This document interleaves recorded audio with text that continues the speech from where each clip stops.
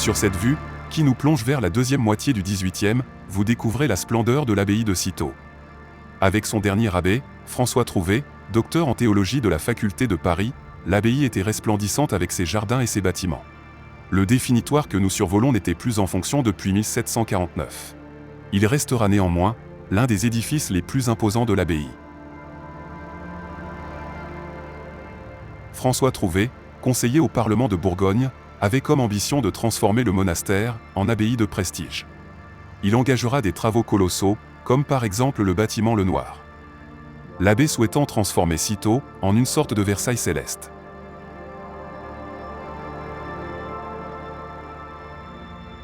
Notre regard virtuel se pose maintenant dans le cloître des novices. Ce lieu était une sorte d'université de prestige pour l'ordre cistercien.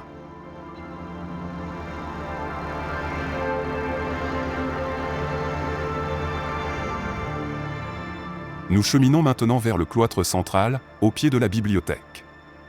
Il reste à noter qu'une charrette, symbole de la représentation du travail des champs et de l'humilité de l'ordre, restait en contraste avec le luxe de l'abbaye. Cette tradition cistercienne perdurera jusqu'à la Révolution. Cette dernière fut remisée à l'époque de la transformation de l'abbaye en colonie pénitentiaire, dans des granges de Cîteaux. Après la Première Guerre mondiale, elle fut entreposée dans un débarras du définitoire, sans grand soin d'ailleurs. Voici donc un petit extrait de notre long métrage, en basse résolution et en rendu basique.